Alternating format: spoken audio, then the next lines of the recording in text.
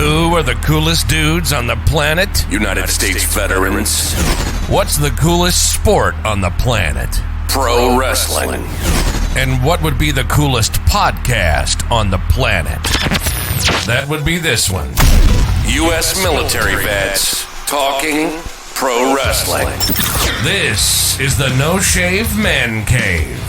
Two badass disabled vets sharing their love of pro wrestling, giving you their perspective as fans, talking about current events and matches, history of titles, and who knows what else. Let's do it. Welcome to the No Shave Men Cave. Now your hosts, Ellie Jair and Jay Tilley. Cavemen, cave women, wrestling fans of all ages, you have joined a very exclusive club. You have joined the No Shave Man Cave family. I'm Ellie Jair. Hey, I'm Jay Tilley. And you've joined us to talk about Monday Night Raw. In this episode, we are in Florida, but the superstars were in Beantown, the home of John Cena. Did you see him? What'd you think, man? Absolutely bury Austin Theory. Cooked him, man. Cooked him. Yeah. Poor dude. Yeah. Yeah, it was a show. I'm really trying to give WWE as much as I can. Mm-hmm. Watched it twice. It was an okay show. I'm not going to say it was bad. Mm-hmm. I just felt like nothing. I don't even know how to put it.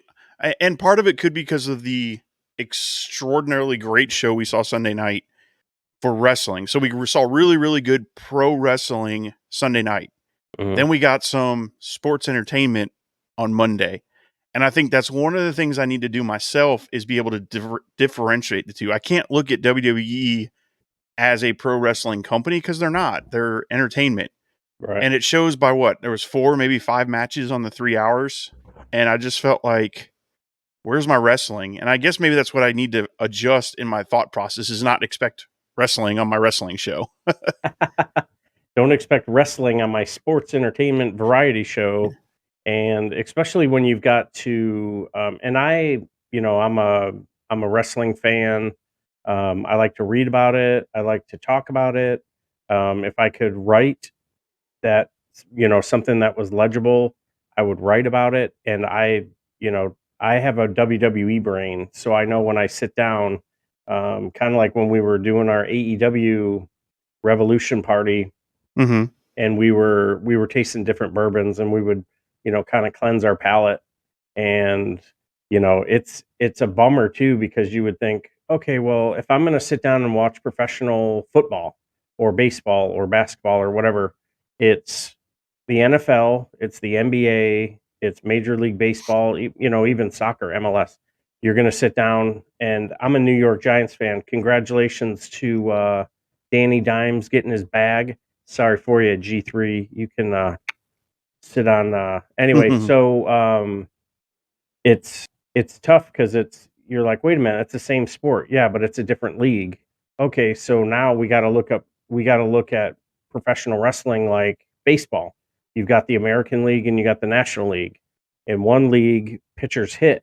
In the other league, there's a designated hitter that hits for the pitcher. Well, it should be the same in both. Well, it's not. Right. And like you said, there's so many creative people over in AEW. And I was floored by, how we were just talking, how we sort of not converted, but we brought a lapsed wrestling fan within a 3 or 4 hour time period. He hasn't watched wrestling in 10, 15 years. We brought him to current time professional wrestling on both shows, both leagues, AEW and WWE. And then we kind of let ourselves down when we sit down and we watch a sports entertainment variety show. And, there were some Hall of Famers that showed up, and there were evidently Vince McMahon was backstage, and all we could say was, so it was 3 hours. I know it was on USA. No titles changed hands. Other than that, it was 3 hours, 180 minutes. I got nothing. It's kind of a bummer. There was some outstanding, blow away, fantastic. I can't believe it's the same company kind of stuff on it too, because the bloodline stuff at the end, even though we all knew it was coming, we all knew Jay was going to pick family, and we all knew that was coming, but they did it very well. And again, everything Cody was involved in and the bloodline involved, I enjoyed. And there were some really good segments I enjoyed also, like the part with Boogs and Elias in the back, where he's trying to deadlift the truck, and Elias is like, "Well, tell him I want to fight him. Just say I want to fight you." And then you got Bronson Reed coming up to Elias. That was great. And then in the back of that, if you see it, KO is talking to Cody. So I'm like, oh man, that's cool. Like that's the kind of stuff that AEW does, huh? Yep. Cody Rhodes, the Elite. That's something the Elite did. Oh, now Cody Rhodes is in WWE, and you're starting to see some of that stuff happen. Yep. Granted, they were doing it a little bit with their Bray Wyatt, so I'm not going to give it all to Cody, but it was there was some good stuff on the show. Like there were things I enjoyed. Didn't care too much. The match between Cody and Sikoa, or not Cody, between KO and Sikoa, I had high hopes for, and it ends in a DQ, which is fine. It fits the story because they wanted to eradicate KO. So attacking him like that made sense for a disqualification. But then what was it? The next match was, I don't remember the order, but I know then you had the Bianca Belair and Carmella, which happened to go exactly what I said, where Bianca's getting the win and distraction and all this stuff. And then Asuka comes out, and now you've set up a tag team ideally coming through. Oh, it was the Finn Balor Gargano match.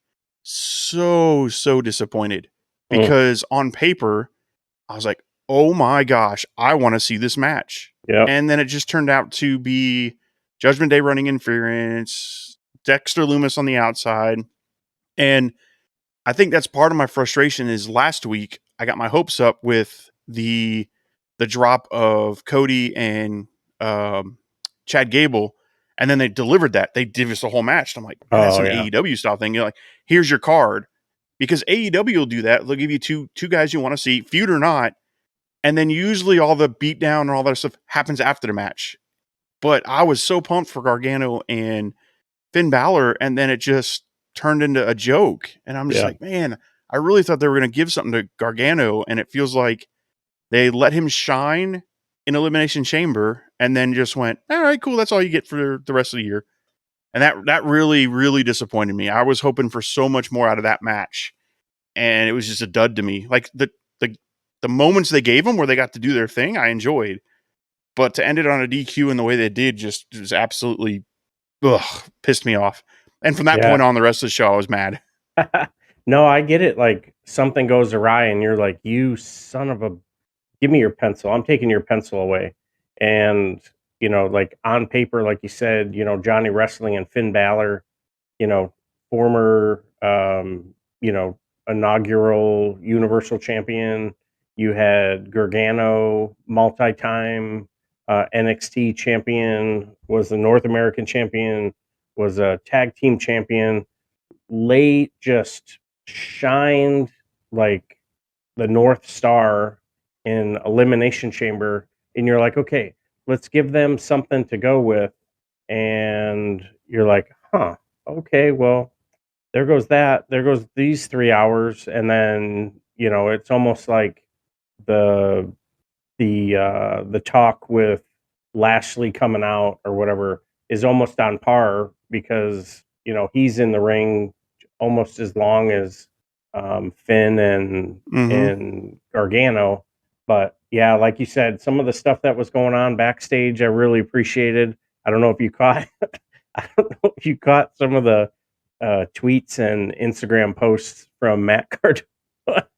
Matt Cardona when the picture of Chelsea Green getting the blue mist, the stance that she does and the like panicked look, and he was like putting different excerpts there, like when she walks in and when Chelsea Green gets home from a road trip and she sees all the figures I bought, or and he did a couple of things, and nice. I was like, okay, well now I can enjoy the show a little bit more. So, but yeah, I mean some of the stuff that we thought we would see, with you're trying to build to WrestleMania. You only have a couple more weeks, and you're going to waste this much TV time with Mhm. that much variety.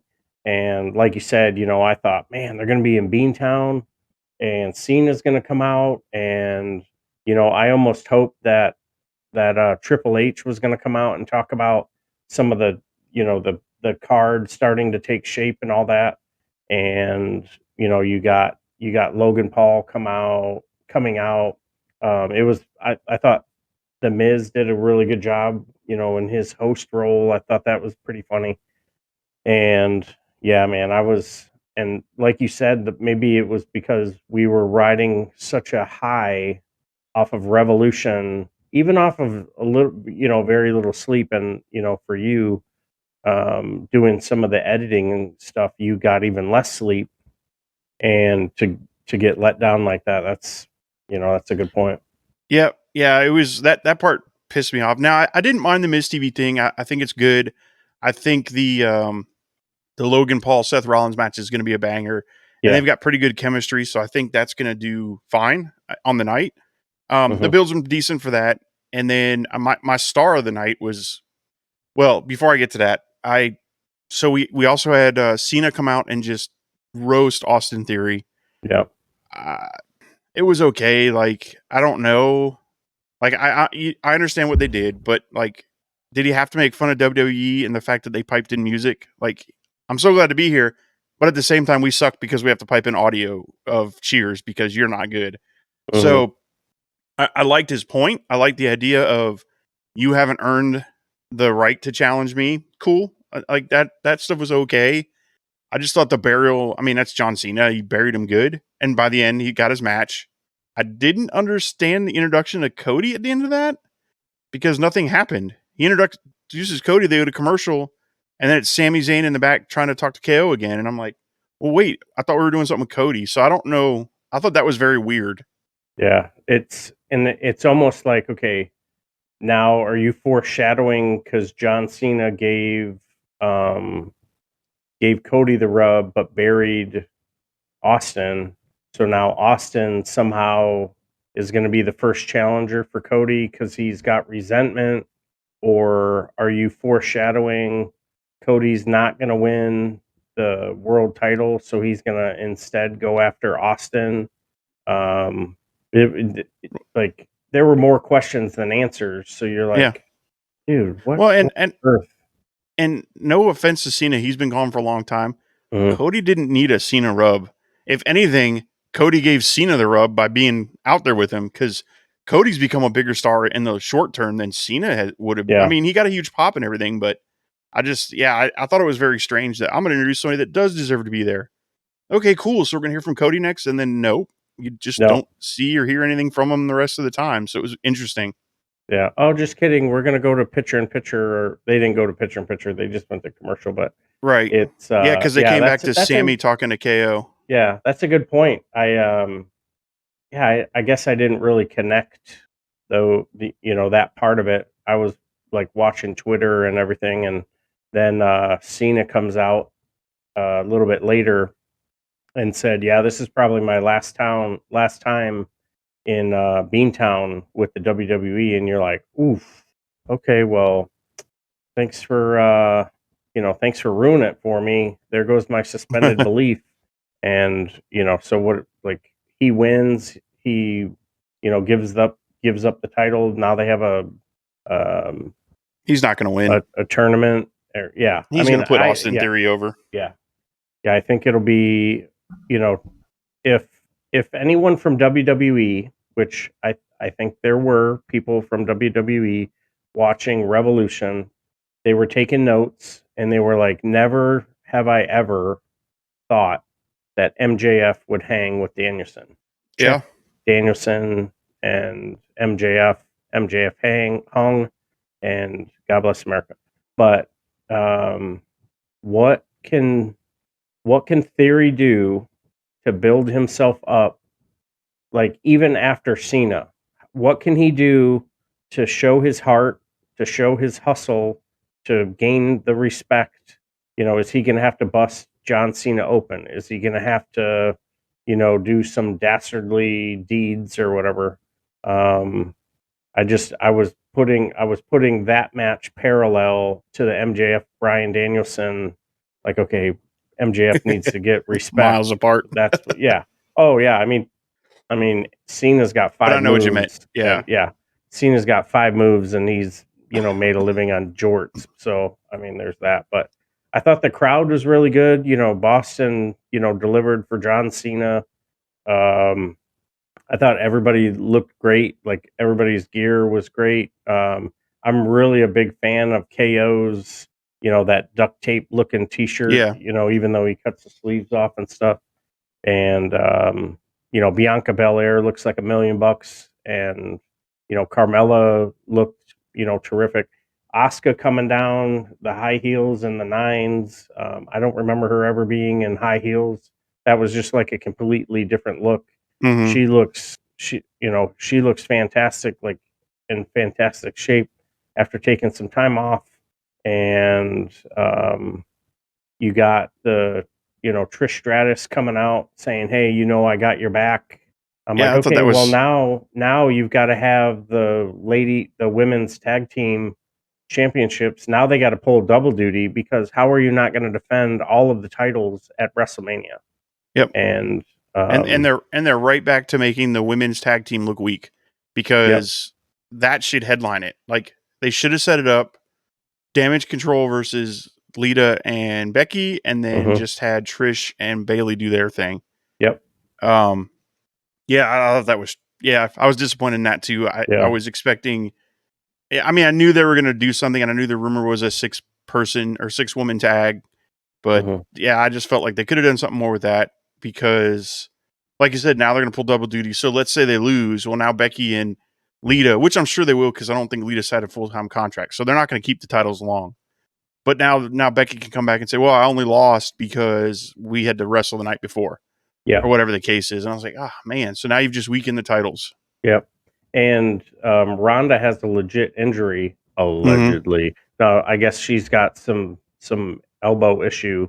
So the match that they were originally going to do with Shayna Baszler and Ronda Rousey against the tag team champions, the only way that's going to be able to happen is if it's basically Ronda comes down.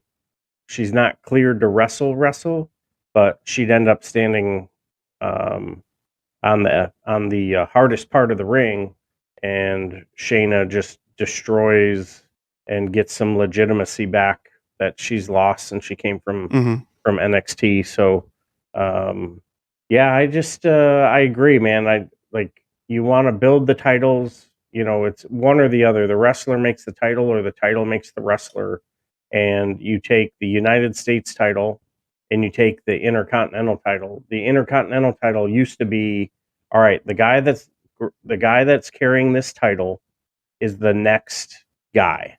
And for a little while, China was wearing the Intercontinental title, and that's sort of the tweener period when the Intercontinental title lost a little bit of its juice. You look at some of the people that have held this Intercontinental title, probably 75% of them are in the Hall of Fame, because they would go on to win the world title. And Gunther is doing that exact thing. And the build with what's going to happen with that match is banging. So if they could do something with, the women's tag team title, they've earned it. They've headlined pay-per-views, they've headlined WrestleMania. I personally think that they should headline night one with Rhea against Charlotte. I saw a bunch of talking heads out there talking about the Usos against Sami, or Sami and KO, if that comes to fruition or whatever.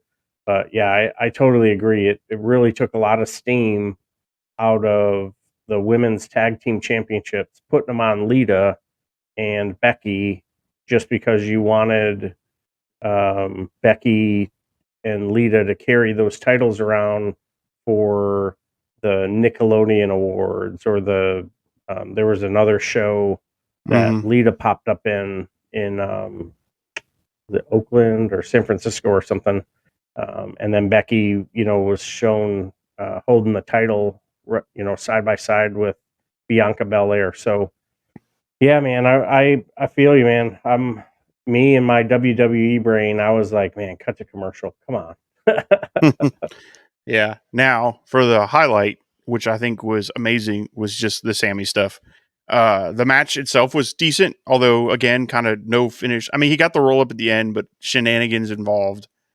Matter of fact, I don't think there was a match on the show that had just a straight up clean finish that I can think of. Maybe the Chad Gable Baron Corbin one, but because I don't remember if Baron got distracted or not. But almost every match had a goofy something involved, which that Yeah, match wasn't bad. I definitely think they're going back to the Baron Corbin, sad Baron, can't win, and all that. So uh, it is what it is. But yeah, the Sammy thread throughout the show, with the beginning him coming out and chasing off and helping, but then KO not accepting his hand to get up and telling him, "No, I meant it. I don't want to work with you." The segment in the back with the Sammy going to him like, "Hey, we can't beat him alone," and KO basically going, "Yeah, but you can go back. Just tell him you're sorry and go back to Roman because I don't want to do this with you." Oof. Okay. yeah, Then the little clip of Cody in the back talking to KO, and then you got Sammy's match, which was a good match. Jimmy comes down, or Jay. I always get him confused. The one yeah, that's on the outs. yeah. Jay was wrestling, or Yeah. Jay was in the ring. And Jimmy Jimmy came through was the in the crowd. ring. Jay came down because he was Right. on the outs, Yep. and then you got the ones, and I was like, no, no, no, no, no, no. And like you said, I wanted I wanted that part of the story to go a little bit longer, but it sort of makes sense because now you can sort of expedite. You've got a couple more shows to get Sammy and KO to to go back to their friendship and everything. Mm-hmm. So yeah, that was that. Yeah. Yep. Yeah, because you have Jay come out and the match ends and he gets in there like his brother's all I love you, and he kind of brushes past him, Mhm. gives Sammy that hug, and oh my gosh, that pop. Dude. Wow. That was great. And then the ones, and then the kick, the betrayal. I was like, we all saw it coming. I don't know if it rushed it, but I actually thought it worked pretty good. I thought it was okay. Excellent. Yeah. Yeah, I thought it was great. And then the end when they're beating him down and Cody to come make the save, because I think everybody was expected to be Kevin. And then Cody comes out. I'm like, okay. So they are doing kind of what we talked about. Like, how do you pull them all three together? Yep. You You get got to Cody to connect. kind of help and do that. Yep. You got to. So he's going to sort of broker the deal, Yep. and there'll be some ulterior motive for KO to partner with Sammy, because Cody will go, all right, buddy, I'll give you a crack at one of these titles after I win at WrestleMania. Oh, all right, bet. I was a Universal Champion. Now I want to be the World Champion. I was a World Champion. Now I want to be Universal. And maybe that leads to how they separate the titles. But it I think that'll be a really, really good thread.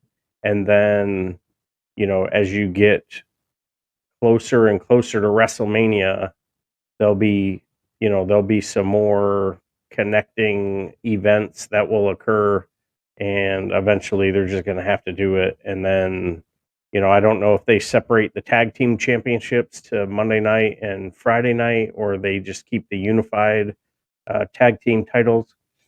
But it'll be a lot of fun with Cody being sprinkled in, because you've got the Cody and Heyman connection, Yep. and then you've got Cody brokering a deal to bridge the gap between Sammy and Kevin, and then Roman's gonna be like, "Listen, I told you, get your brother in line, blah blah blah blah blah," and then Jay will be like, "Hey, you might be the tribal chief, but you're not, maybe there's still some dissension in there." So that'll be a fun story after, you know, 3-4 months, post WrestleMania, when Roman and the Bloodline, those guys all come back, because I think they'll get some time off. They'll get repackaged. Hopefully, Fatu she'll come back. Trinity will come back repackaged, whatever, and sort of strengthen the bloodline. Maybe they bring in Tamina, and they just re-signed. Who was the one they just re-signed? The Rock's cousin, the real dangerous I'm not one, sure. the one that punched Becky. Busted I think that was a open. one-time show, though. I don't think she's back for good. Okay. But The Rock's daughter is down in NXT right now. With Chisholm. So weird. Like her upper palate is interesting, but I think she I haven't seen her in the ring. Her mic skills are significantly really wow. So yeah, I watch it for the storyline piece because Triple H said instead of just plucking people out of NXT, they're going to end the storyline and then segue them with a built storyline onto the main roster. So I try and see the connecting files. Like tonight is the build for NXT Roadblock, and the Waller effect is going to come in. So Waller is going to do a one-on-one with HBK. So you're like, ooh. So Sean is going to show up, probably either super kick or get super kicked. We'll see, but. I just I listen to What Culture Guy review it. I don't watch it. I don't think I've watched NXT since they were going up against WWE or AEW for a while. I just don't watch them. Oh, I watched them before AEW. Like I'd watch NXT, and now it's a completely different show. I think I watched one or two with the when they went over for Black and Gold. I think I turned it on to check it out, and I was like, "Ugh, no, thank you." Yeah, it's an underproduced Monday Night Raw with rookies. Mm-hmm. Is a good way to look at it. So I don't want to say it's a step down or step up or whatever. It might be parallel with some of the indie shows that you've been to. But some of the indie shows you've got the Petey Williams and the Machine Guns and right. Even to this point, the Hardys are showing up at some of these indie shows up in the Southeast. So, but yeah, NXT, you don't have the Hardys showing up. It's all entry level, and then like Cruz and all that. So I don't know if you can see. I got a hold of that Cruz figure. Okay. And the reason why I bought that figure, Apollo Cruz, is because it has a certified United States title. And it's like almost a custom United States title on the figure. And just to buy a figure or just to buy a title figure size, it's the same price to buy some of these figures that come with the title. And I'm like, oh, well, cool. I want to get the North American title. So I've contacted people to make me custom both vinyl and PVC titles for figures. And then, I found a couple of figures with titles already. I'm like, hey, I'll just grab those. So he didn't sign it. So we got to figure out a way to get down to NXT before he goes to the main roster and see if I can get my man to sign it. So Apollo, if you're checking us out, hey man, I'll drop you a tweet. Come on over. We'll put some meat on the grill, hang out by the pool. There's a gym right around the corner. You can go work out with my son. He's a certified trainer. And let's do it. Yeah. Back to the Cody stuff. So one of the scenarios I see happening that's going to bring them together is that Cody's going to get jumped by the bloodline. So it'll be maybe the Usos and Sikoa just beating him down, and then KO and Samuel come out at the same time to save him. And I think that'll segue into the mending of the bridges, because they're not going to come out to save each other until after the match, and they're just coming out to attack the other ones. Whereas when Cody gets in there, they're going to come out and make the save, and then they'll kind of all have that moment in the ring and maybe make a fortified front. I've been wondering if they're going to try to pull a fourth in. Like, so you got 4-on-4. So somebody that could go up against Sikoa. I just can't think of anybody right now that would fit in the bloodline storyline. I was kind of hoping Gargano, like they were going to use the stuff from Elimination Chamber for him to segue out and do something else, but It kind of looks like he's just stuck in that mid card floaty jobber role right now. But I can't think of anybody on the A good level one. I'm of trying to like. Cody, Sami, and KO right now that's a babyface that could go in and work with those guys, unless they bring Jay White. You know, if you're not saving Jay White to be, assuming they've signed Jay White, if you're not saving Jay White to be the instant heel to come out and challenge Cody after WrestleMania, you bring him out during a beatdown, a 4-on-3 beatdown, and you could huge pop. Jay White comes out. Everybody automatically knows he's a big deal because he's getting in the ring with KO. Yeah, Instantly he'd be a huge baby face because he's going in there helping Sami and KO and Cody.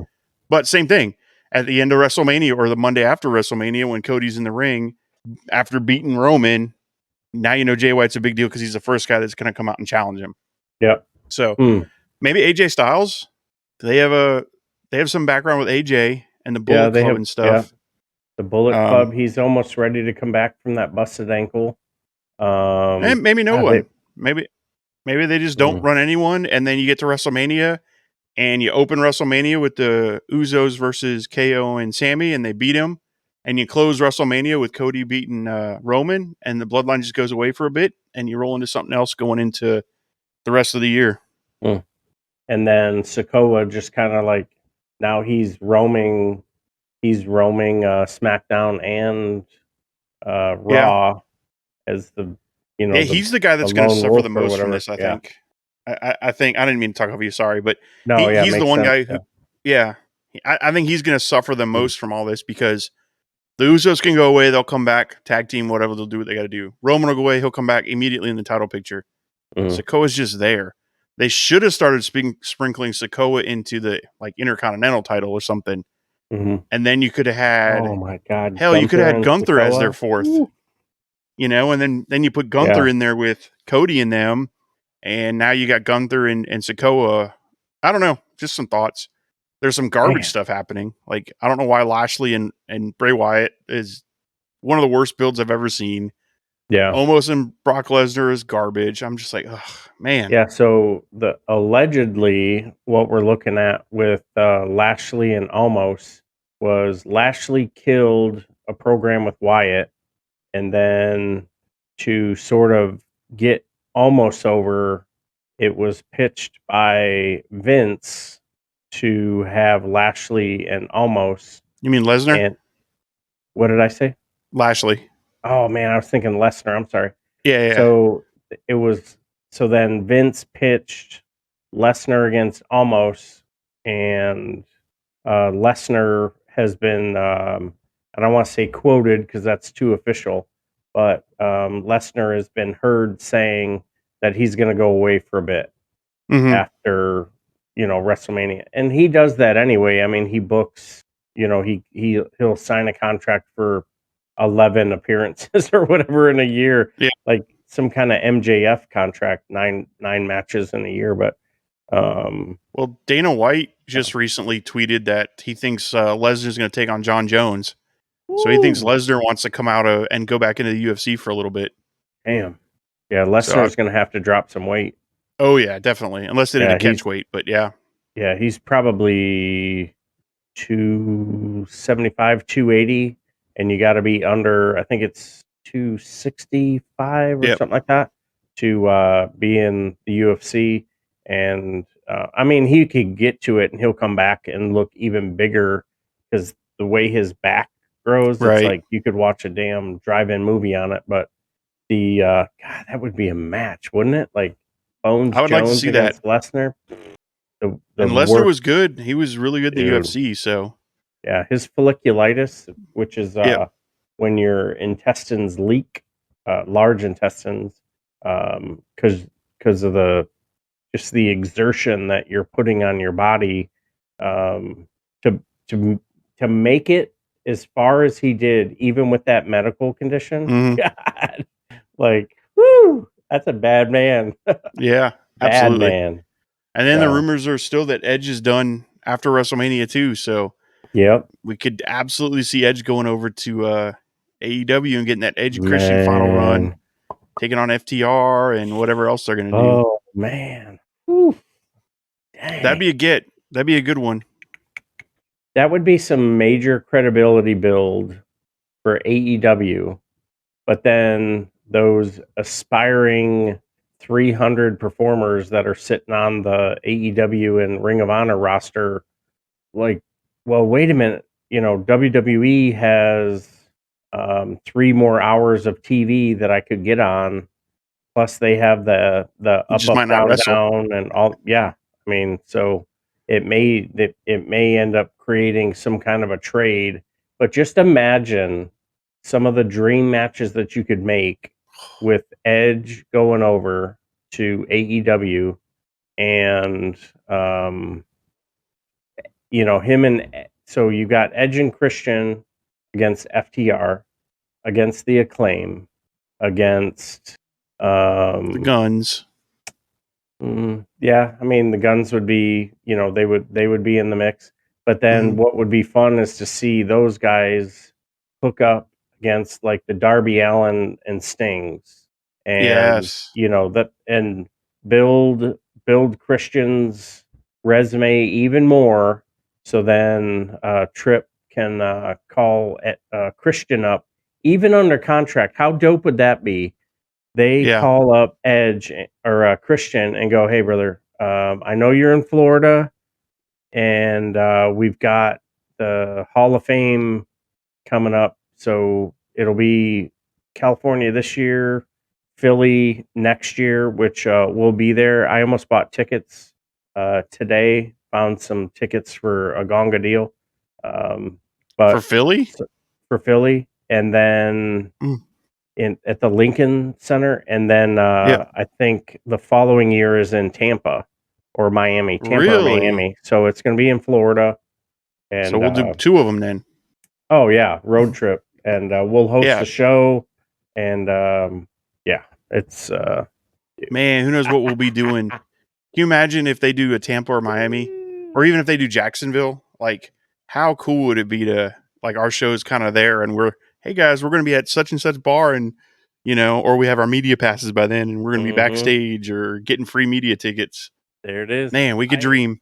Yep, I heard there's a producer that just recently came available. So, shout out, thoughts and prayers out to one of the most over and entertaining and enjoyable people that I have listened to, and exchanged, you know, um, kind of funny Instagram and tweets with Gabby Laspisa. She was just recently let go by SiriusXM. Yeah. So things have to happen. Business is business, and shout out to the shout out. I'm sure she'll land on her feet, and she'll probably end up being on the bump next week, which will be kind of funny to hear LaGreca talk about.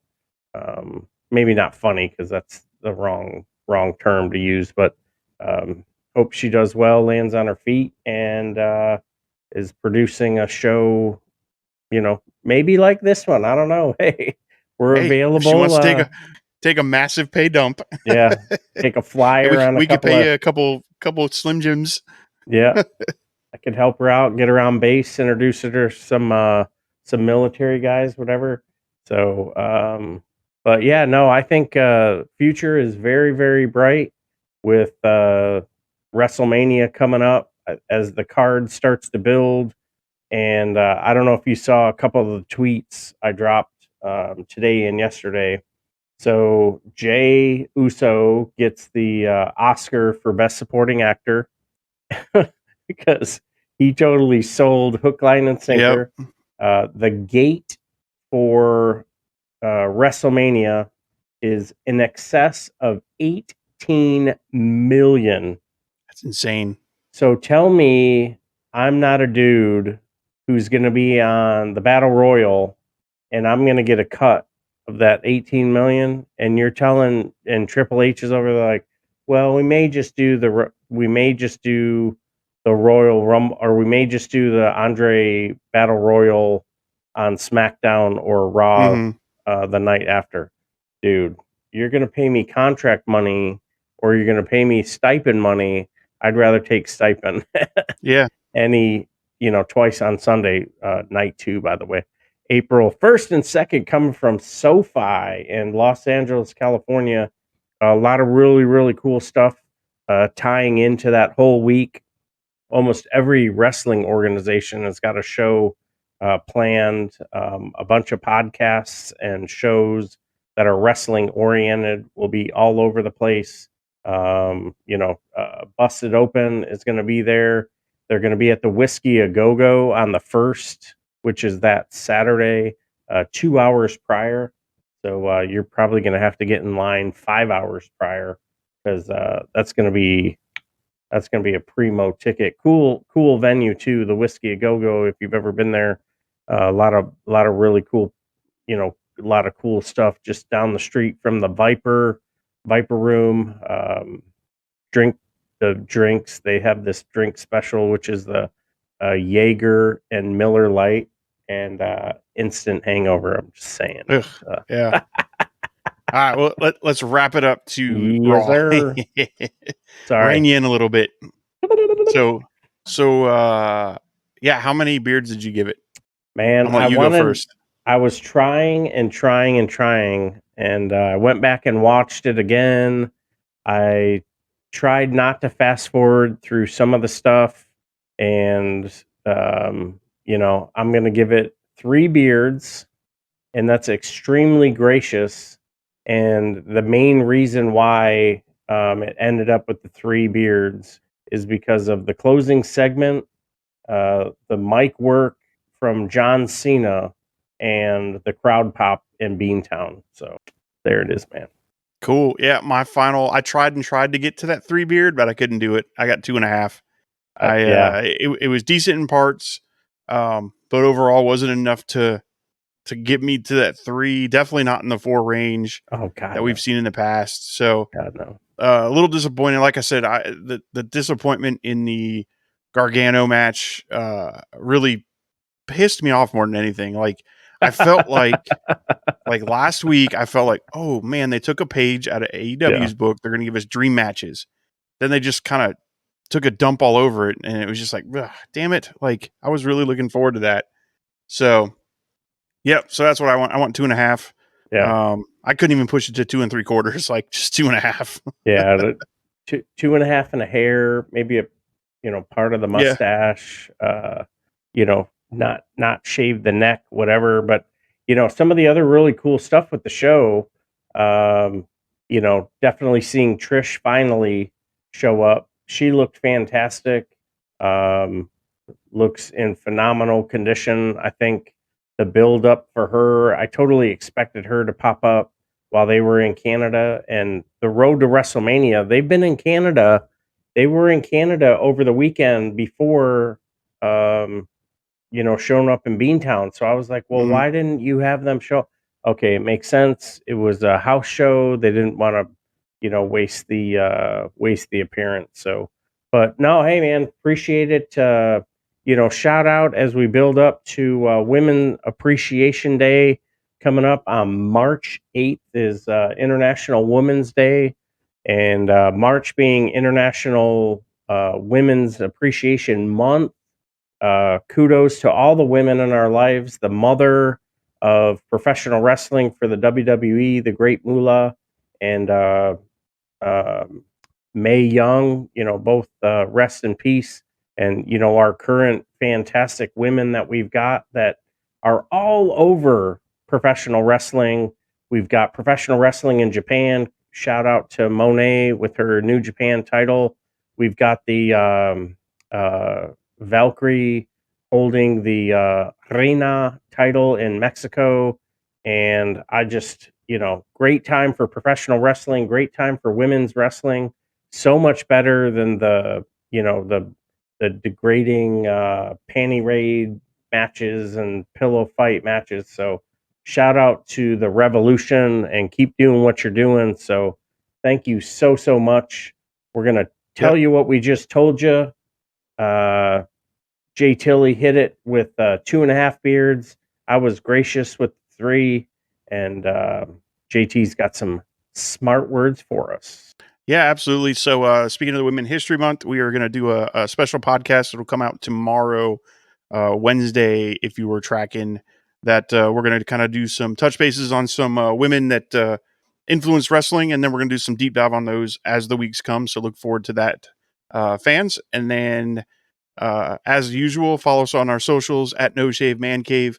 Please give us some comments. Apple, Spotify, Stitcher, wherever you get your podcast from, we're on it. Appreciate those 5-star reviews. Tell your friends. If you see the tweet and you like us, retweet it. We're trying to grow. We're trying to become better. Give us those data points you got that you want us to improve on, or what we could do better. I always like this stop, start, complete stop, start, continue when I do feedback. So maybe things you want to start seeing us do, things you want us to stop doing, and things you want us to continue doing. Yeah. And then also, if you want to support us, buy some bourbon, or I think it's buy me a coffee is officially what it is, but we're going to use it towards bourbon. Support us there at No Shave Man Cave. The link is going to be on our Twitter page. For whatever reason, when you go on there and search us, I guess we're not popular enough, so it doesn't come up. But I've got the link pinned in our social media pages, so we'll keep pushing that out and tweeting that. Yes, sir. Thank you very much, JT. I gotta tell you, we are danger close to 3,000 downloads and followers. I can't thank you all enough. To our YouTube subscribers, we just gained a couple more yesterday. Keep checking us out on YouTube. Follow us on all of the socials, wherever you get your podcasts at No Shave Man Cave. And if you want to hit us up with an email, give us some feedback, noshavemancave@gmail.com. Until next time, friends, family, wrestling fans everywhere, take care of yourselves, take care of each other, and I'll see you on the floor. You've been listening to the No Shave Man Cave. If it's pro wrestling, we're talking about it. Unless we see something shiny and wander off into the woods. If you hang around long enough, we'll eventually come back. We hope you've enjoyed the show. Fire off your comments and be sure to leave us a 5-star rating, and we'll be back soon. But in the meantime, hit us up on Twitter, YouTube, and TikTok at No Shave Men Cave. Y'all be cool, and we'll see you next time on the No Shave Men Cave.